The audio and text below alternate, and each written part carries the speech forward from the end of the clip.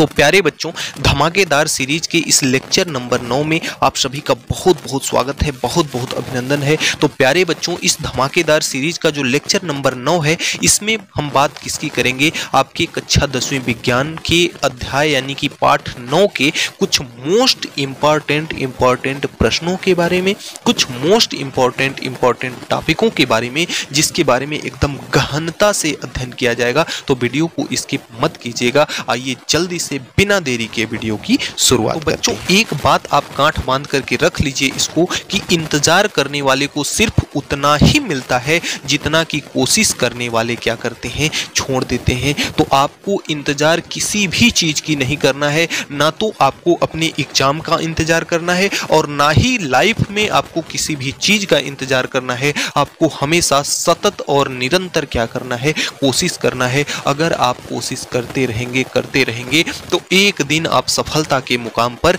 निश्चित तौर पर पहुंच जाएंगे। लेकिन इंतजार करने वाले कभी सफलता के मुकाम पर नहीं पहुंचते। मेहनत आप इतनी खामोशी से करो, इतनी चुपचाप करो कि जो सफलता है ना, वह बिल्कुल शोर मचा करके कह दे कि हाँ, आप सब सक्सेस हो गए हो। हौसले बुलंद कर रास्ता पर चल दे, तुझे तेरा मुकाम मिल जाएगा।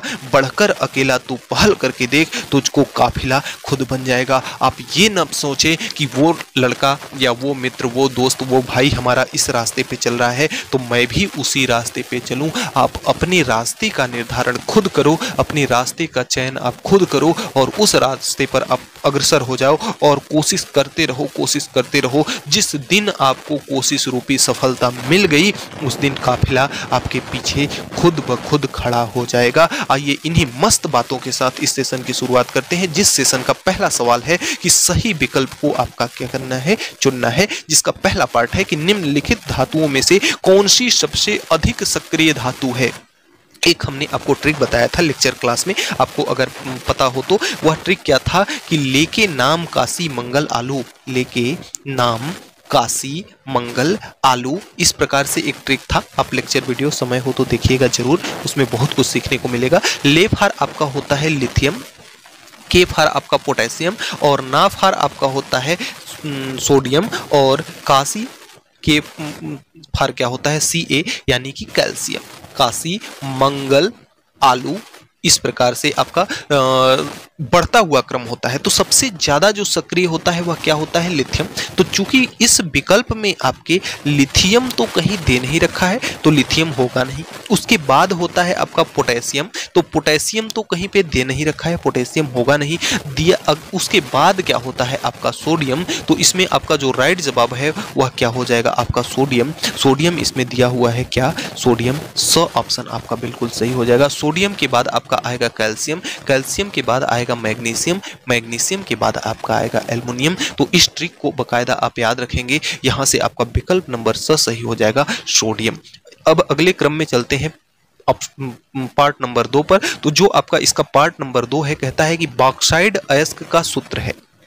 देखिए, कमेंट बॉक्स में लिखिएगा आप कि बॉक्साइड किसका अयस्क है, बॉक्साइड किस धातु का अयस्क है। तो इसके अगर हम सूत्र की बात करें तो इसका सूत्र जो होता है ना, वह होता है Al2O3 इंटू 2H2O। इसका सूत्र होता है क्या? Al2O3 into 2H2O। तो इसलिए आपका ऑप्शन नंबर ब आपका पूरा सही हो जाएगा। अगर हम बात करें किसकी? अगर हम बात करें SnO2 की, SnO2 की, तो SnO2 जो होता है वह क्या होता है? आपका टीन स्टोन होता है। SnO2 क्या होता है? आपका टीन स्टोन होता है। अगर हम बात करें किसकी? Fe2O3 की बात करें तो यह आपका क्या होता है? यह आपका होता है हेमेटाइट। यह किसका सूत्र होता है? हेमेटाइट का सूत्र होता है। और अगर हम बात करें MgCO3 की तो यह आपका क्या है? मैग्नीशियम कार्बोनेट होता है। तो इस प्रकार से बॉक्साइड एस का जो सूत्र होगा वह क्या होगा? Al2O3 into 2H2O। बार बार पूछता है, इसलिए एकदम महत्वपूर्ण प्रश्नों को लिया गया है। ये समझिए कि इसको आप एकदम ध्यान से देखेंगे तो इस चैप्टर से जो भी आएगा आपका छूटेगा बिल्कुल नहीं। अब अगले क्रम में कहता है कि आयरन पायराइड के सांद्रण के लिए निम्नलिखित में से कौन सी विधि प्रयुक्त की जाती है? सबसे पहला की पॉइंट इसमें क्या आया? आपका आयरन।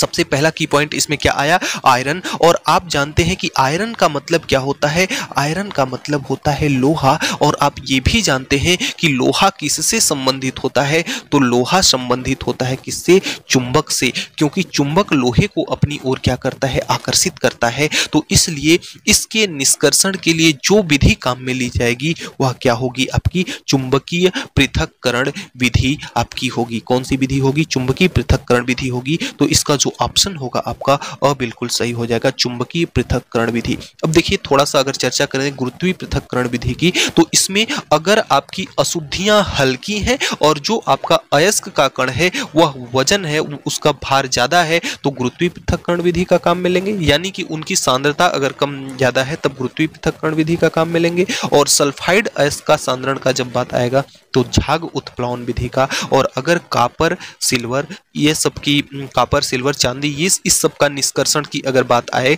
तो आप किसका चयन करेंगे, विद्युत अपघटनी विधि का चयन करेंगे। तो इस प्रकार से पार्ट नंबर 3 को समझ सकते हैं।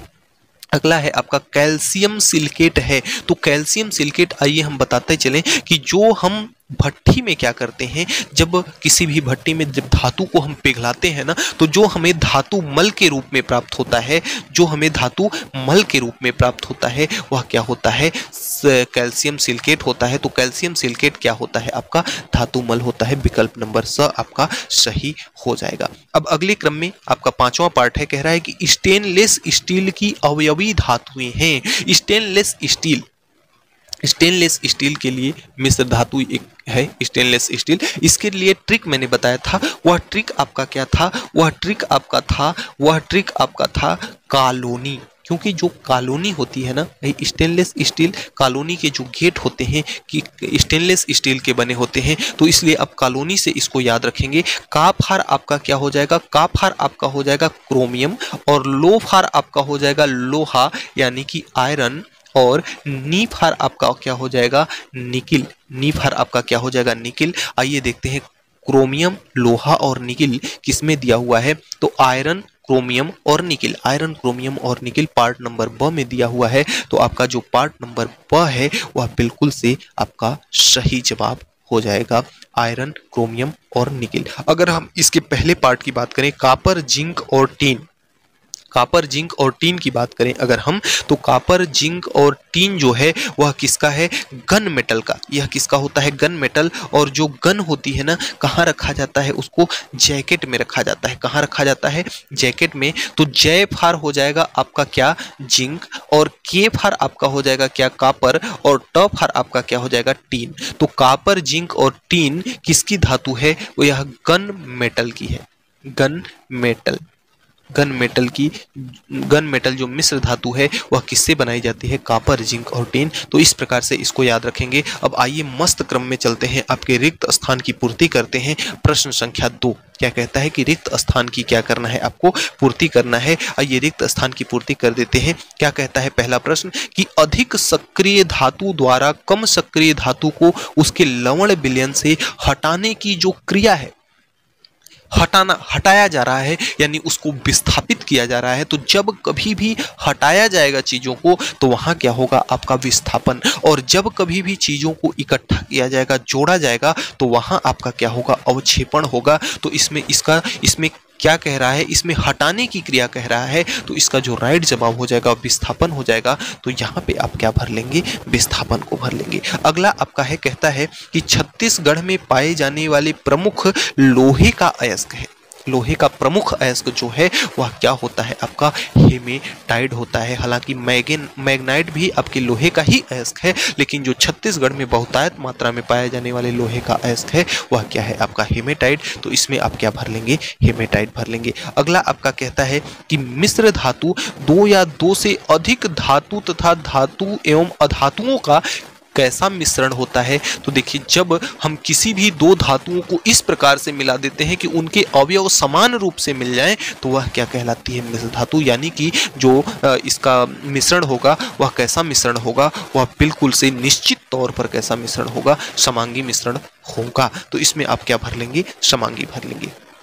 अगला कह रहा है कि अयस्क को वायु की अनुपस्थिति में उसके गलनांक से कम तापमान पर गर्म करने के लिए, एक की पॉइंट है क्या, वायु की अनुपस्थिति, वायु अनुपस्थित है तो जब वायु अनुपस्थित होती है तो क्रिया किसकी होती है, निस्तापन की। अगर इसी अनुपस्थिति के जगह पे अगर दे देता क्या कि वायु क्या होगी, वायु अगर उपस्थित होती तो वहां पे निस्तापन न होकर के भर्जन हो जाता। वायु की उपस्थिति में गर्म करना भर्जन कहलाता है गलनांक से कम, और वायु की अनुपस्थिति में उसके गलनांक से कम तापमान पर, उच्च तापमान पर गर्म, कम तापमान पर गर्म करना क्या कहलाता है, निस्तापन कहलाता है। इस चीज को आप ध्यान रखेंगे। अब अगला है आपका आयरन के निष्कर्षण में गालक के रूप में किसको मिलाया जाता है, तो जो आयरन यानी कि लोहा का निष्कर्षण है उसमें गालक के रूप में हम क्या मिलाते हैं, कैल्शियम ऑक्साइड यानी CaO को हम उसमें गालक के रूप में मिलाते हैं। तो यहाँ आप क्या भर लेंगे, CaO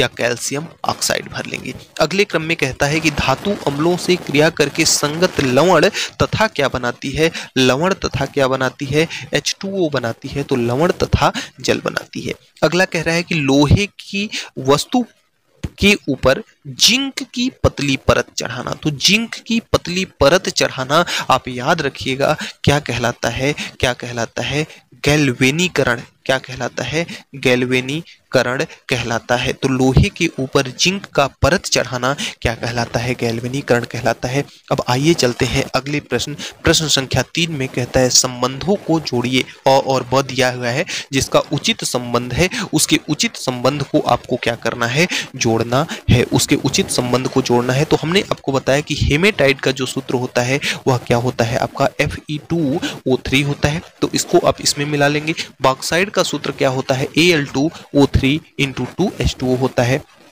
अब अगर हम बात करें किसकी, डोलोमाइट की, सबसे पहले हम बात कर लेते हैं किसकी, लाइम स्टोन की। तो अगर हम लाइम स्टोन की बात करें तो लाइम स्टोन का मतलब होता है चूना पत्थर, और चूने पत्थर का सूत्र क्या होता है, कैल्शियम कार्बोनेट। इसे ही हम क्या कहते हैं, चूना पत्थर, और चूना पत्थर को ही क्या कहा जाता है, लाइम स्टोन कहा जाता है। और एक मस्त बात आप याद रखिएगा कि जब इस चूना पत्थर में, जब इस CaCO3 में अगर 10% मात्रा में अगर क्या उपस्थित हो, 10% मात्रा में अगर मैग्नीशियम उपस्थित हो, Mg अगर उपस्थित हो, तो वह क्या बन जाता है, वह बन जाता है डोलोमाइट। तो देखिए यहाँ पे CaCO3 जुड़ा हुआ है और इसके साथ क्या जुड़ा हुआ है, मैग्नीशियम। तो निश्चित तौर पर जो डोलोमाइट का सूत्र हो जाएगा वह क्या हो जाएगा, MgCO3 × CaCO3। तो चूना पत्थर को ही हम कहते हैं लाइम स्टोन, जिसका सूत्र होता है CaCO3। अगर उसमें 10% मात्रा मिल जाए किसकी, Mg की, मैग्नीशियम की, तो वहां पे क्या आपका हो जाता है, डोलोमाइट हो जाता है। अगर हम आयरन पायराइड की बात करें तो आयरन पायराइड क्या होता है, FeS2 क्या कहलाता है, आपका आयरन पायराइड कहलाता है। तो इन सूत्रों को आप इस प्रकार से मिला लेंगे। अब अगले क्रम में इसका जो दिया हुआ है सल्फाइड अयस्क, तो जो सल्फाइड अयस्क होते हैं ना, सल्फाइड अयस्क को किसके द्वारा किया जाता है, सल्फाइड अयस्क को हम किस विधि द्वारा इसका निष्कर्षण करते हैं, भर्जन की विधि द्वारा। और कार्बोनेट अयस्क को हम वायु की अनुपस्थिति में निस्तापन विधि को काम में लेते हैं। और कोक के साथ अपचयन, तो जहाँ पे अपचयित करने की बात आएगी वहां पे उसको क्या किया जाएगा, पिघलाया जाएगा, यानी कि उसका क्या किया जाएगा, प्रगलन किया जाएगा।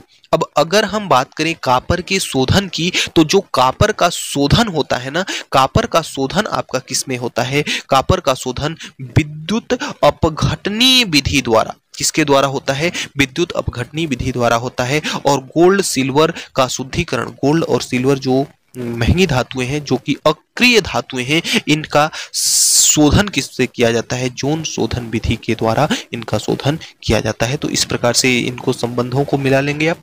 अब देखिए कुछ मस्त मोस्ट इंपॉर्टेंट कुछ प्रश्न लिए गए हैं जो कि काफी ज्यादा इंपॉर्टेंट है। आप ध्यान से सुनिएगा, ध्यान से समझिएगा, आपको चीजें बेहतर से बेहतर समझ में आएंगी। पहला चीज इसमें दिया हुआ है क्या, पहला दिया हुआ है अयस्क। अगर हम बात करें किसकी, अगर हम बात करें अयस्क की, तो देखिए जो भी धातुएं होती हैं वह प्रकृति में पाई जाती हैं। तो कहता क्या है, अधात्री या गैंग या मैट्रिक्स इसको कहते हैं। ठीक है, अब इसको कह रहा है कि सामान्यतः खनिजों में मिट्टी, कंकड़, पत्थर आदि व्यय अपद्रव्य मिले रहते हैं। इन्हें हम क्या कहते हैं, गैंग अधात्री कहते हैं। गैंग या अधात्री कहते हैं। ध्यान से सुनिएगा, यहाँ पे अयस्क की परिभाषा छूट गई है, उसकी जगह पे अधात्री या गैंग का टाइप हो गया है। आप इसको ध्यान से सुनिएगा और अपने नोट्स कॉपी में लिखिएगा।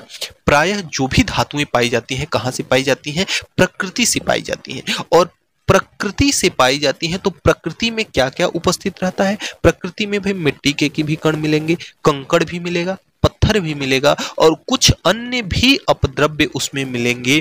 तो जो भी धातुएं सामान्य तौर पर प्रकृति में पाई जाती हैं उनमें प्रायः मिट्टी, कंकड़, पत्थर और अपद्रव्य आदि मिले हुए होते हैं। और उस मिलावट के साथ वो जो धातु होती है वह धातु क्या कहलाती है, अयस्क कहलाती है। और जो उसमें अशुद्धियां ये सब मिली होती हैं, इन अशुद्धियों को हम अधात्री या गैंग या मैट्रिक्स कहते हैं। तो इस चीज को आप लिख लीजिएगा। वीडियो को पॉज करके अयस्क की परिभाषा मैंने जैसे बताया बिल्कुल वैसे लिख लीजिएगा। अगले क्रम में आपका है खनिज। इस परिभाषा को छोड़ दीजिए, मैं शुद्ध देसी भाषा में आपको खनिज समझाता हूं। इस परिभाषा को आप पढ़ लीजिएगा, बाद में लिख लीजिएगा स्क्रीनशॉट लेके, लेकिन मैं आपको शुद्ध देसी भाषा में खनिज समझाता हूं। जैसे प्रकृति में क्या पाई जाती हैं, धातुएं पाई जाती हैं। प्रायः उन धातुओं में क्या मिला होता है, मिट्टी, पत्थर, कंकड़ इत्यादि इन सब के कण मिले होते हैं। तो अगर देखिए प्रकृति में ऐसा होता है कि कहीं पे ज्यादा अयस्क उपस्थित है तो कहीं पे कम अयस्क उपस्थित है। जहां पे कम अयस्क उपस्थित है, जहां पे आपका कम अयस्क उपस्थित है, वहां पे होगा क्या कि अगर हम अयस्क को, उस धातु को निकालने के लिए अगर उसकी खुदाई कराएं तो अयस्क की मात्रा इतनी कम है कि हमें खुदाई में ज्यादा खर्च आएगी और सामान हमें कम मिलेगा, धातुएं हमें कम मिलेंगी। लेकिन प्रकृति में कहीं पे इतनी धातुएं हैं कि बहुत ज्यादा मात्रा में है, अगर उनको हम खुदाई करा के निकालें तो हमारे खुदाई में लगने वाले खर्च से अधिक धातुएं हमें प्राप्त हो जाएंगी। तो जहां पे ऐसी धातुएं इकट्ठी हो पृथ्वी के अंदर, जिस पर मतलब पर्याप्त मात्रा में हो, प्रचुर मात्रा में हो, तो वही क्या कहलाएंगे, आपके खनिज कहलाएंगे। यानी ऐसा न हो कि उसको निकालने में जितनी की धातु न मिले, जितना का बबुआ नहीं उतने का झुनझुना हो जाए। तो ऐसा वाला सिस्टम न होना चाहिए, पर्याप्त मात्रा में उपस्थित हो। अयस्क अगर प्रकृति के अंदर पर्याप्त मात्रा में उपस्थित हो तो वह क्या कहलाता है, खनिज कहलाता है। अयस्क में क्या, जैसे क्वार्टर्स, फेल्डस्पार, अभ्रक, उभयचर, ओल्विन, ये सब क्या है, कैल्साइट, ये सब क्या है, खनिज है। अगला आपका है धातु मल। आइए, धातु मल को की अंग्रेजी होती है स्लैग। गालक अगलनीय अशुद्धियों को गलनीय पदार्थ में बदल देते हैं। कुछ पदार्थ ऐसे होते हैं जिनका गलना आसानी से संभव नहीं होता है, तो गालक, जैसे हम लोहे के प्रगलन में हम CaO यानी कैल्शियम ऑक्साइड मिलाते हैं, तो यह कैल्शियम ऑक्साइड लोहे के अयस्क को पिघलाने का कार्य करता है। तो वही कह रहा है कि गालक अगलनीय अशुद्धियों को, उसमें जो अशुद्धियां हैं जो अगलनीय है, गलने योग्य नहीं है, उनको किसमें बदल देता है, गलनीय पदार्थ में बदल देते हैं। ये गलनीय पदार्थ धातु मल कहलाते हैं। अब वह अशुद्धि जिसको इसमें मिलाने पर क्या किया है, गलाया है, तो वह अशुद्धियां क्या कहलाती हैं, आपकी स्लैग कहलाती हैं, धातु मल कहलाती हैं। ये समानतः धातु, सिलिकेट, फास्फोरस के रूप में गलनीय कीट होते हैं जिन्हें समय समय पर पृथक कर लिया जाता है। ये परस्पर क्या होते हैं, धातु सिलिकेट होंगे या तो धातु फास्फेट होंगे, जिनको हम बारी बारी से क्या कर लेते हैं, पृथक कर लेते हैं, अलग कर लेते हैं। अब इसमें अगर हम देखें कि उसमें होता क्या है, तो उसमें कुछ अशुद्धियां रहेंगी और उसमें क्या होगा, गालक रहेगा। ये दोनों मिलकर के, अशुद्धि और गालक मिल करके क्या बनाएगी, आपकी धातु मल बनाएगी, गलनीय कीट बनाएगी। अब अगला है आपका गालक। अगला क्या है, गालक, जिसे हम फ्लक्स कहते हैं। अब यह क्या होता है कि निस्तापन भर्जन के पश्चात कुछ अगलनीय या असंगत अशुद्धियां जो अयस्क में शेष रह जाती हैं, जिन्हें क्या कहते हैं, हम अधात्री कहते हैं, जैसा कि हमने आपको बताया। इनको हटाने के लिए मिलाए जाने वाला पदार्थ क्या कहलाता है, गालक कहलाता है। कुछ पदार्थ हम ऐसा उसमें मिला देते हैं जिससे वे अशुद्धियां क्या होती हैं, हट जाती हैं, वह क्या कहलाता है, गालक कहलाता है। जैसे अम्लीय गालक आपका SiO2 धातु हो जाता है और क्षारीय गालक आपका क्या है आपका CaO यानी कैल्शियम ऑक्साइड या MgO यानी कि मैग्नीशियम ऑक्साइड। तो इस प्रकार से इनको समझ सकते हैं। अब देखिए कुछ अभिक्रियाएं दिया हुआ है जिसको आपको संतुलित समीकरण देना है। पहला आपका है कि एल्युमिनियम धातु की जल से क्या कराना है, जलवाष्प से अभिक्रिया। तो जब एल्युमिनियम की धातु जलवाष्प से अभिक्रिया करती है तो एल्युमिनियम ऑक्साइड बनता है। क्या बनता है, एल्युमिनियम ऑक्साइड और हाइड्रोजन गैस बनती है। तो इसके संतुलित समीकरण को इस प्रकार से आप लिख लेंगे। अगला है कि जिंक ऑक्साइड की सोडियम हाइड्रोक्साइड से अभिक्रिया, जिंक ऑक्साइड की सोडियम हाइड्रोक्साइड से अभिक्रिया जब कराएंगे तो यह आपका क्या है, जिंक ऑक्साइड, यह क्या है आपका सोडियम हाइड्रोक्साइड। यहाँ पे आप एरो लगा लीजिएगा, एरो यहाँ पे छूट गया है। तो जब इनकी आपस में अभिक्रिया होगी तो आपका सोडियम जिंकेट बनेगा। जब जिंक ऑक्साइड धातु के साथ चिपक जाता है, धातु के साथ मिल जाता है तो उस धातु का क्या बनता है, जिंकेट बनता है। तो यहाँ पे सोडियम के साथ क्या चिपक गया है, आपका ZnO2 चिपक गया है, यानी जिंक ऑक्साइड चिपक गया है। तो यहाँ पे क्या बन गया आपका सोडियम जिंकेट। मैग्नीशियम के साथ चिपकता तो मैग्नीशियम जिंकेट। इस प्रकार से जिंकेट बनता है और क्या बनता है आपका H2O यानी कि जल बनता है। अगला आपका है कैल्शियम कार्बोनेट पर को गर्म करने पर जो अभिक्रिया होती है उसका संतुलित समीकरण देना है। तो कैल्शियम कार्बोनेट को जब हम क्या करते हैं, गर्म करते हैं, तो वह कैल्शियम ऑक्साइड और कार्बन डाइऑक्साइड में क्या होता है, विभाजित हो जाता है। तो इसकी अभिक्रिया आप इस प्रकार से दे लेंगे। अगला है आपका कि सोडियम की ऑक्सीजन से अभिक्रिया। देखिए सोडियम की अभिक्रिया जब हम ऑक्सीजन के साथ कराते हैं तो सोडियम ऑक्साइड बनता है। क्या बनता है आपका, सोडियम ऑक्साइड बनता है। देखिए बच्चों, यह जो सेशन है ना, यह बहुत मेहनत और बहुत संघर्ष से बनाया गया है, जो कि केवल व केवल आपके लिए, आपकी परीक्षा के लिए उपयोगी है। तो इसे आपसे उस मेहनत के लिए बस आपसे इतना छोटा सा अनुरोध है कि इसे ज़्यादा से ज़्यादा बच्चों तक शेयर करें। और अगर आपको वीडियो अच्छी लग रही हो तो चैनल को सब्सक्राइब जरूर कर लें, क्योंकि इसी प्रकार के कंटेंट आपको हमेशा मिलते रहते हैं। अब अगला है आपका कारण बताइए। किसका कारण बताना है आपको, कारण ये बताना है कि आभूषण बनाने के लिए सोना, चांदी और प्लेटिनम जैसे धातुओं का उपयोग क्यों किया जाता है। देखिए अगर हम लोहे का अगर आभूषण बना दे तो लोहे में 4 दिन के बाद क्या लगना शुरू कर देगा, जंग। तो सबसे पहला लाइन पढ़िएगा यहाँ पे कि सोना, चांदी तथा प्लेटिनम कम क्रियाशील धातुएं हैं, वे जल्दी किसी से क्रिया नहीं करती, इसलिए उनका संक्षारण नहीं होता, उन पर जंग नहीं लगता है, अर्थात जंग नहीं लगता है। इसमें अत्यधिक चमक भी होती है। भाई सोना, चांदी और प्लेटिनम जो धातुएं हैं इनमें क्या होती है, अत्यधिक चमक पाई जाती है, जिसके कारण इनका उपयोग आभूषण बनाने में किया जाता है। लेकिन जो सबसे मुख्य बात यही है कि यह क्या है, कम क्रियाशील धातुएं हैं जिनका संक्षारण जल्दी से नहीं होता है, इसलिए इसका उपयोग क्या करने में किया जाता है, आभूषण बनाने में। अगला है आपका कि सोडियम, पोटेशियम तथा लिथियम धातु को केरोसिन में डुबोकर क्यों रखा जाता है, इसका कारण आपको बताना है। तो आइए कारण देखते हैं कि सोडियम, पोटेशियम और लिथियम अत्यधिक सक्रिय धातुएं हैं, यानी कि जल्दी से वो तुरंत ही किसी और से क्रिया कर लेती हैं, जो कि वायुमंडल में उपस्थित ऑक्सीजन से क्रिया करके संक्षारित होने लगती हैं, जंग उन पर लगने लगता है, जिनकी रक्षण हेतु केरोसिन विलयन में डुबाकर रखा जाता है। क्योंकि केरोसिन कैसा विलयन है, संरक्षित विलयन है, जो कि संक्षारित होने से बचाता है, जंग लगने से क्या होता है, बचाता है। अगला है आपका कि एल्यूमिनियम एक सक्रिय धातु है, फिर भी इसका उपयोग बर्तन बनाने में किया जाता है। क्यों, कारण बताना है। आइए कारण देखते हैं कि एल्युमिनियम एक शक्तिशाली एवं सबसे अच्छी बात है कि यह क्या है, कैसी धातु है, सस्ती धातु है, और साथ ही यह क्या है, ऊष्मा का एक अच्छा चालक भी है तथा अत्यंत क्रियाशील धातु है। यह अत्यंत क्रियाशील धातु है जो कि आर्द्र नमी से क्रिया करके एल्युमिनियम ऑक्साइड बनाती है, जो कि एल्युमिनियम धातु पर एक परत बना लेता है। इतनी क्रियाशील धातु है ना कि वह खुद के ही ऊपर, जैसे एल्युमिनियम की अगर छड़ है या एल्युमिनियम का बर्तन है तो वह एल्युमिनियम की ही एक परत बना लेगी, एल्युमिनियम ऑक्साइड की ही एक परत बना लेगी, जो कि इसके ऊपर वह क्या करेगा, इस एल्युमिनियम को संक्षारण से, जंग लगने से वह परत इसको क्या करेगी, बचाएगी। तो इसलिए यह परत अन्य क्रियाशील धातुओं के संपर्क में आने नहीं देता और जंग नहीं लगता, तो इसलिए इसका उपयोग बर्तन बनाने में किया जाता है। अगला प्रश्न है कार्बोनेट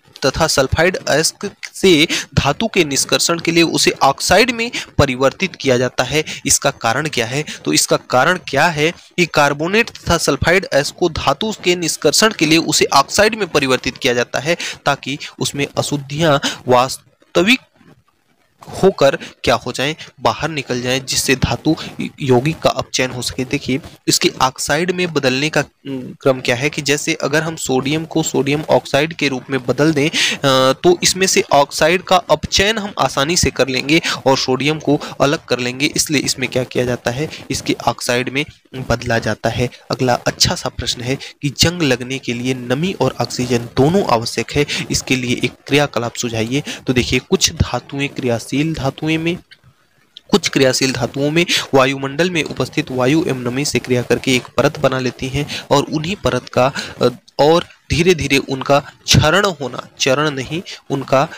होना शुरू हो जाता है, जिन्हें हम जंग लगना कहते हैं। इसकी अभिक्रिया निम्नलिखित है, आइए अभिक्रिया को देखते हैं। एक देखिए सुंदर सी अभिक्रिया है जिसे मैंने अपने हाथों से बनाया हुआ है, इसके बारे में आप कमेंट बॉक्स में कमेंट कीजिएगा कैसा लगा आपको। देखिए यह जैसे आपकी क्या है, लोहे की एक परत है, लोहे की एक टुकड़ा है और यह लोहा का टुकड़ा जब वायुमंडल में उपस्थित जल और वायुमंडल में उपस्थित ऑक्सीजन के साथ जब क्रिया करता है तो देखिए इसमें उपस्थित है क्या, इलेक्ट्रॉन। तो इलेक्ट्रॉन इसमें क्या होता है, इसमें उपस्थित इलेक्ट्रॉन जो होते हैं, इलेक्ट्रॉन क्या करने लगते हैं, यह इलेक्ट्रॉन इसकी परत के रूप में OH माइनस आयन के रूप में क्या करने लगते हैं, निकलने लगते हैं। यानी कि एक तरफ भाई इस पे अगर इलेक्ट्रॉन इसमें से निकलेंगे तो इसमें प्लस चार्ज आएगा, तो इलेक्ट्रॉन निकलेंगे तो प्लस चार्ज आएगा और जहां इलेक्ट्रॉन निकल के जाएंगे वह क्या होगा, माइनस चार्ज वहां पे आएगा। तो यानी कि यह जो सबसे पहले जंग लगने की जो रासायनिक अभिक्रिया है, यह जो क्षण है, यह एक तरफ कैथोड की भांति और दूसरी तरफ एनोड की भांति क्या करती है, व्यवहार करती है। और उसका समीकरण आप इस प्रकार से इसको सुझा सकते हैं। और एयर फिल्म यानी कि हवा की परत इस प्रकार से बन जाती है, हवा की फिल्म और वाटर फिल्म। हवा की फिल्म यानी कि उसमें O2 रहता है और वाटर फिल्म यानी कि उसमें क्या रहता है, जल रहता है। और जब यह इससे क्रिया करती है तो यह जल के साथ क्रिया करके ये क्या बना लेती है, जंग बना लेती है। यह क्या है, आपका जंग का फार्मूला है। इस प्रकार से यह क्या कर लेती है, जंग बना लेती है। और इसको देखिए एक प्रकार से और बोल सकता है कि इसको आपको क्रियाकलाप समझाइए कि जो आपकी लोहे की छड़ है वह कैसी भांति करती है, एक मतलब बैटरी की भांति व्यवहार करती है, उसमें कैथोड और एनोड दोनों होते हैं। तो चाहे प्रश्न कैसे भी पूछे आप इस समीकरण को इस चित्र सहित इसको दे सकते हैं और इस लैंग्वेज को आप बिल्कुल लिख सकते हैं। तो इस प्रकार से 7वां प्रश्न कंप्लीट होता है। 8वां प्रश्न देखिए क्या है। 8वां प्रश्न कह रहा है अयस्क तथा अधात्री के अपेक्षिक घनत्व में अंतर होने के कारण अयस्क का सांद्रण किस विधि का उपयोग किया जाता है। इसको देखिए हमने आपको बताया भी, इससे चर्चा भी किया कि यदि उसके घनत्व में क्या हो, अयस्क और अशुद्धि के घनत्व में अगर अंतर हो तो उसके सांद्रण के लिए हम गुरुत्वीय पृथक्करण विधि का उपयोग करते हैं। इसमें बारीक पीस करके उसको चूर्ण बना लिया जाता है, किसको, अयस्क को, जिसके पश्चात जल की तेजी से धारा उसमें क्या की जाती है, प्रवाहित की जाती है। चित्रानुसार उसमें धारा क्या की जाती है, प्रवाहित की जाती है। देखिए जब यहाँ से उस अयस्क को पीस लिया जाएगा और उस अयस्क को यहाँ पे हम क्या कर देंगे, यहाँ से अयस्क को हम डालेंगे और तेजी से यहाँ पे जल की धारा क्या होगी, बहती रहेगी। तो जो उसमें अयस्क के कण होंगे भारी होने के कारण नीचे बैठ जाएंगे और अशुद्धियाँ जल के साथ क्या हो जाएगी, इस तरह से निकल जाएगी और जल की उन अशुद्धियों को फिर से हम यहाँ जा करके क्या कर लेंगे, अलग कर लेंगे। तो यह गुरुत्वीय पृथक्करण विधि, इस प्रकार से हम इसको समझ सकते हैं। अगला है कि आयरन के किन्हीं 3 अयस्कों के नाम और सूत्र लिखिए। तो आयरन के जो 3 अयस्क है ना, कॉपर के भी अयस्क हमने यहाँ पे मेंशन कर दिया है। तो कॉपर का जो मुख्य अयस्क है कॉपर पायरेटीज होता है जो कि CuFeS2 होता है। कॉपर ग्लांस जो होता है Cu2S होता है। क्यूप्राइड जो होता है Cu2O होता है। अब अगर हम लोहे के अयस्क की बात करें तो सबसे पहला अयस्क जो छत्तीसगढ़ में आपके बहुतायत मात्रा में पाया जाता है वह क्या है, हेमेटाइट, जिसका सूत्र होता है Fe2O3। मैग्नाइट जिसका सूत्र होता है आपका Fe3O4 और अगला है आयरन पायराइटीज जिसका सूत्र क्या होता होता है, FeS2 होता है। तो इस प्रकार से कॉपर और आयरन दोनों के सूत्रों को आप याद रखेंगे। कहता है कि Cu के शोधन के लिए विद्युत अपघटनीय विधि का नामांकित चित्र बनाइए। आइए देखते हैं। तो इसका लैंग्वेज है कि तांबे के शोधन से हेतु वैद्युत अपघटनीय विधि द्वारा किया जाता है, अशुद्ध Cu एनोड के रूप में तथा शुद्ध कॉपर पत्री कैथोड के रूप में। दो इसमें क्षण लेते हैं, आइए इसको हम समझाते हैं। पहले देखिए, यहाँ पे दो क्षण लिया गया है, दोनों कॉपर के ही हैं। ये जो मोटी क्षण है यह अशुद्धि जिसमें मिली हुई है वो है, और एक कॉपर की क्या ली गई है, यहाँ पे शुद्ध क्षण ली गई है, और इसको हम CuSO4 के विलयन में क्या किए हैं, दोनों को डाल दिए हैं, जिससे यह क्या किसकी भांति व्यवहार कर रही है, एनोड की भांति, और यह किसकी भांति व्यवहार कर रही है, कैथोड की भांति व्यवहार कर रही है।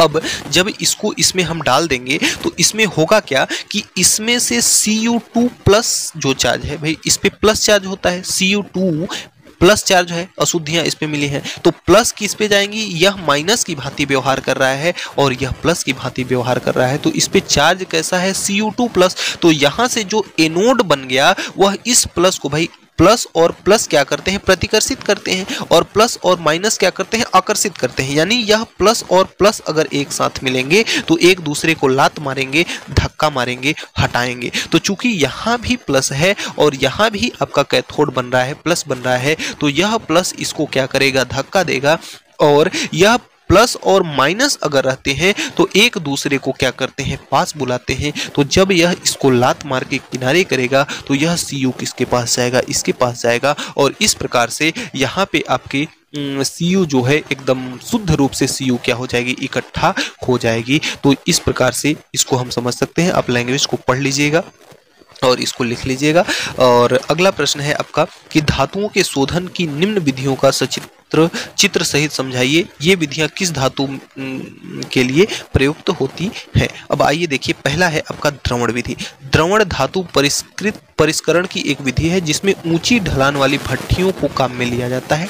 देखिए, द्रवण धातु की शुद्धिकरण के लिए एक विधि है जो कि ऊंची भट्टियों, ढलान वाली भट्टियों को काम में लिया जाता है, और धातु को उसके गलनांक यानी कि इतने तापमान पर गर्म किया जाता है कि धातु क्या हो जाए, पिघल जाए। और जब धातु पिघलेगी तो चूंकि उसमें क्या रहेगा, ढलान, और उस ढलान की वजह से धातु पिघलने के पश्चात क्या होगी, ढलान पर बहने लगेगी और अशुद्धियां नीचे बैठकर चिपकी रह जाएंगी। धातु बह करके कहाँ हो जाएगी, आगे निकल जाएगी। तो उस विधि को हम कहते हैं द्रवण विधि। अगला है आपका जोन शोधन। तो जोन शोधन प्रायः अशुद्ध धातु का गलनांक शुद्ध धातु के गलनांक से क्या होता है, कम होता है, और इस विधि में अशुद्ध धातु की क्षण को गोल उष्मक, उष्मा नहीं, उष्मक की सहायता से, गोल उष्मक की सहायता से उस धातु को हम क्या करते हैं, उस धातु को करते हैं गर्म, और गर्म धातु करने पर पिघलने लगती है, और जब पिघलती है तो उसे हम क्या करते हैं, धीरे धीरे क्या करते हैं, उसको ठंडा करते हैं। देखिए इस चित्र में आपको दिया गया है, यहाँ पे इसको समझिएगा, अलग से चित्र मैंने नहीं बनाया है, कि यह एक धातु की क्या ली गई है, क्षण। अब यह गोल उष्मक की सहायता से इसको क्या किया जा रहा है, ये गोल उष्मक है, और इस गोल उष्मक की सहायता से इसको क्या किया जा रहा है, इसको किया जा रहा है गर्म। और जब इसको गर्म किया जाएगा तो ये धातु क्या हो गई, यहाँ पे पिघल गई, और यह पिघलने के पश्चात जैसे जैसे इस क्षण को हम आगे बढ़ाते जाएंगे तो पिघलती धातु जब इस उष्मक से दूर जाती जाएगी तो ठंडा होने के पश्चात जमना शुरू कर देगी, और जो अशुद्धियां होंगी वह इस तरफ क्या होंगी, आगे बढ़ती जाएंगी, और इस धातु के क्षण को हम आगे बढ़ाते जाएंगे तो शुद्ध धातु पिघल करके हमें आगे के रूप में प्राप्त हो जाएगी, और अशुद्धियां बह करके पीछे के तरफ इधर आकर के क्या हो जाएंगी, इकट्ठा हो जाएंगी। तो इसे ही हम क्या कहते हैं, इसे ही हम कहते हैं जोन शोधन विधि। इसे ही हम क्या कहते हैं, जोन शोधन विधि कहते हैं। इसके लैंग्वेज को पढ़ लीजिएगा, देख करके लिख लीजिएगा। अगला है कि अयस्क के सांद्रण की निम्नलिखित विधियों के सचित्र वर्णन कीजिए। झाग उत्प्लावन विधि। आइए झाग उत्प्लावन विधि को बताते हैं आपको, इसके लैंग्वेज को पढ़ लीजिएगा, समझिएगा। ये देखिए झाग उत्प्लावन विधि का सूत्र है। सबसे पहले इसमें क्या किया जाता है, इसमें सल्फाइड ऐश को लिया जाता है। कौन से ऐश को, इसमें हमेशा किस ऐश का सांद्रण किया जाता है, इसमें हमेशा किया जाता है सांद्रण किसका, सल्फाइड ऐश का। तो जब इसमें से सल्फाइड ऐश को हम क्या करते हैं, सबसे पहले बारीक पीस लेते हैं। बारीक पीसने के पश्चात एक टैंक होता है जिसमें आपका क्या क्या होता है, जिसमें आपका होता है जल और पाइन तेल। जल और पाइन तेल का मिश्रण होता है और उस मिश्रण में हम इसकी सहायता से उसमें हम क्या करते हैं, उसमें तेजी से वायु प्रवाहित करते हैं। और जब हम उसमें तेजी से वायु प्रवाहित करेंगे तो उसमें उत्पन्न क्या होगा, झाग। उसमें क्या उत्पन्न होगा, झाग। और चूंकि सल्फाइड अयस्क जो होते हैं, सल्फाइड अयस्क किसमें भीगते हैं, सल्फाइड अयस्क भीग जाते हैं तेल में, और जो आपकी अशुद्धियां होती हैं वह किसमें भीग जाती हैं, पानी में। तो चूंकि सल्फाइड अयस्क तेल में जो भीगा होता है, अयस्क किस में भीग जाता है, तेल में, और अशुद्धियां भीग जाती हैं पानी में। तो अशुद्धियां पानी में भीगने के कारण कहाँ हो जाती हैं, नीचे की ओर इस तली में यहाँ पर क्या हो जाती हैं, बैठ जाती हैं। और चूंकि जो यह सल्फाइड अयस्क है वह किस में भीगा हुआ है, तेल में, और इसमें उत्पन्न हुआ है झाग। और यह जो झाग है, जो यह बुलबुला है, वह किस पर चिपक जाएगा, आपके इस सल्फाइड अयस्क पर चिपक जाएगा। और जब बुलबुला चिपक जाएगा तो यह सल्फाइड अयस्क एकदम हल्का हो जाएगा, और हल्का होने के बाद यह कहाँ आएगा, ऊपर की तरफ आएगा। और ऊपर की तरफ आएगा तो इसको झाग के रूप में हम क्या करेंगे, यहाँ पे बर्तन में इसको एक जगह इकट्ठा करके धातु को क्या कर लेंगे, प्राप्त कर लेंगे। तो इसी विधि को हम कहते हैं झाग उत्प्लावन विधि कहते हैं। अगला है आपका चुंबकीय पृथक्करण विधि। परिभाषा को आप यहाँ से पढ़िएगा, लिखिएगा। आइए मैं इस चित्र की सहायता से समझाता हूँ आपको। देखिए इसमें क्या होते हैं, ये दो चुंबक के रोलर यानी चुंबक के पहिए, चुंबकीय पहिए लगे होते हैं। अब एक लगा होता है क्या, पट्टा। इस प्रकार से पट्टा लगा होता है। अब अयस्क को, ऐसा अयस्क जिसमें चुंबकीय पदार्थ पाए जाते हों, वैसे अयस्क का सांद्रण हम इस विधि से करते हैं। किससे, ग्रेविटी नहीं, यहाँ से मैग्नेट सब्सक्रिप्शन मेथड होगा। तो मैग्नेट यहाँ होगा, ग्रेविटी नहीं। तो जिस अयस्क में लौह युक्त पदार्थ होते हैं या चुंबकीय पदार्थ होते हैं, उनका शोधन हम इस विधि के द्वारा करते हैं। तो इसमें चुंबकीय क्या होते हैं, पहिए लगे होते हैं। चुंबकीय ये लगे हुए हैं क्या, पहिए, और इस पे लगा है पट्टा, जो कि पट्टा निरंतर घूमता है। अब जो अयस्क को हम क्या करते हैं, पीस लेते हैं, और पीसे हुए अयस्क को इस कीप की सहायता से धीरे धीरे धीरे डालते हैं। और यह चूंकि पट्टा क्या हो रहा है, चल रहा है। तो जब इससे चल करके जब अयस्क आएगा, तो चूंकि अयस्क में चुंबकीय पदार्थ है, तो जो अशुद्धि होगी उसमें उसको तो चुंबक अपनी ओर आकर्षित नहीं करेगा। तो जो अशुद्धि होगी वह तुरंत ही यहाँ नीचे आकर के क्या हो जाएगी, गिर जाएगी। लेकिन जो चुंबकीय पदार्थ है, जो अयस्क है, जो चुंबकीय पदार्थ है, वह तुरंत से यहाँ नहीं गिरेगा। वह इस रोलर में लगे चुंबक के कारण वह इस रोलर से लगा रह जाएगा। और यह कब गिरेगा, जब यह पट्टा इस रोलर से लगना, इस रोलर का साथ छोड़ने लगेगा, तब जाकर के यह यहाँ पे गिर जाएगा। इस प्रकार से अशुद्धियां अलग हो जाएंगी और चुंबकीय पदार्थ यानी कि आपका अयस्क आपका अलग हो जाएगा। तो इस प्रकार से चुंबकीय पृथक्करण विधि को हम समझ सकते हैं। अब अगला है आपका कि हेमेटाइट से लोहे के निष्कर्षण को निम्नलिखित पदों पर समझाइए। अयस्क का सांद्रण। तो अयस्क का सांद्रण आप देख लीजिएगा, यहाँ पे वात्या भट्ठी का नामांकित चित्र आपको बनाना है। तो वात्या भट्ठी का नामांकित चित्र आइए देखते हैं। सबसे पहले देखिए, ये आपका है वात्या भट्ठी। अब इस वात्या भट्ठी में 3 भाग होते हैं। इस वात्या भट्ठी में आपके कितने भाग होते हैं, 3 भाग होते हैं। ऊपर वाला भाग जो है उसको कहते हैं हम हॉपर। ऊपर वाले भाग को हम क्या कहते हैं, हॉपर। तो सबसे पहला हेडिंग आपका है ऊपरी भाग, जिसे हम कहते हैं हॉपर। उसके अंदर आप लिखेंगे कि इस वात्या भट्ठी के ऊपरी भाग को हम क्या कहते हैं, हॉपर कहते हैं। और इस हॉपर की सहायता से हम अयस्क, कोक और चूना पत्थर के मिश्रण को हम इस हॉपर में क्या करते हैं, डालते हैं। जहां पर इस हॉपर में क्या लगा होता है, इस हॉपर में लगा होता है एक इस प्रकार का संरचना होता है। एक इस प्रकार का क्या होता है, संरचना होता है, जिसे हम कप प्लेट मेथड कहते हैं। तो इसमें कप प्लेट की व्यवस्था होती है, जिसकी सहायता से जो आपका अयस्क, कोक और चूना पत्थर है, इसको धीरे धीरे क्या किया जाता है, भट्ठी में डाला जाता है। तो यह आपका पहला पार्ट कंप्लीट हुआ। देखिए, जो आप स्टेटमेंट इसका पढ़ेंगे सब कुछ वही लिखा हुआ है जो मैं बता रहा हूं। तो आप ध्यान से सुनिए, बाद में स्टेटमेंट पढ़ लीजिएगा और उसका स्क्रीनशॉट लेकर के लिख लीजिएगा। मैं स्क्रीनशॉट आपको लेने का समय दूंगा और इसका PDF वगैरह भी मैं प्रोवाइड करा दूंगा। अगर आपको किसी भी चीज़ से संबंधित, पढ़ाई लिखाई से संबंधित अगर आपको किसी भी प्रकार की प्रॉब्लम है, कोई दिक्कत है, तो आप हमारे व्हाट्सएप ग्रुप को ज्वाइन कर सकते हैं। डिस्क्रिप्शन में व्हाट्सएप ग्रुप का लिंक दिया हुआ है, वहां से टच करके। और अगर इसका आपको पीडीएफ चाहिए तो हमारे टेलीग्राम चैनल को ज्वाइन कर लें, वहां पे प्रॉपर पीडीएफ आपको अपलोड किया जाता है। तो यह तो आपका हुआ ऊपरी भाग। अब इसका दूसरा होता है मध्य भाग। मध्य भाग में होता यह है कि यहाँ पे मध्य भाग में कुछ द्वार होते हैं। कुछ क्या होते हैं? द्वार होते हैं। अब उन द्वार से क्या होती है? हीट एयर यानी कि अत्यधिक गर्म हवा को हम इससे इन द्वार के सहायता से क्या करते हैं? अंदर की ओर प्रवेश कराते हैं। और कुछ वेस्ट जो गैसें हैं उन गैसों को क्या करते हैं? इन्हीं मध्य भाग के द्वारों से हम क्या कर लेते हैं? निकाल देते हैं। अब इसका जो तीसरा भाग होता है, इसका जो निचला भाग होता है, निचले भाग को हम कहते हैं क्या? तल कहते हैं। निचले भाग को तल कहते हैं। जहां पे हमें क्या प्राप्त होता है? जहां पे हमें पिघली हुई धातुएं, एक तरफ हमें पिघली हुई धातु प्राप्त होती है, दूसरी तरफ हमें क्या प्राप्त हो जाता है? धातु मल प्राप्त हो जाता है। तो इस प्रकार से आप इसको लिख सकते हैं वात्या भट्ठी को। सबसे पहले आप ये समझ लीजिए कि जो वात्या भट्ठी होती है ना, यह छोटी और बड़ी दोनों प्रकार की पाई जाती है, जिसका आकार चिमनी की भांति होता है। बड़ी बड़ी चिमनियां जैसे होती हैं उनका उस प्रकार से होता है, जिसकी ऊंचाई 25 से 60 मीटर तक ऊंची और 12 से 14 मीटर व्यास की ये होती हैं, जिसकी बाहरी सतह किससे बनी होती है? इस्पात से बनी होती है। और आंतरिक सतह, अंदर की सतह अत्यंत अग्निसह ईंटों से बनी होती है। अत्यंत अग्निसह ईंटों से बनी होती है। इसके 3 भाग होते हैं जो कि मैंने बताया। ऊपरी भाग, जैसा कि मैंने बताया, इस प्रकार से ऊपरी भाग होता है। उस पर कप एवं शंकु की व्यवस्था होती है। कप एवं शंकु की व्यवस्था होती है, जिससे धीरे धीरे इसको क्या किया जाता है? डाला जाता है।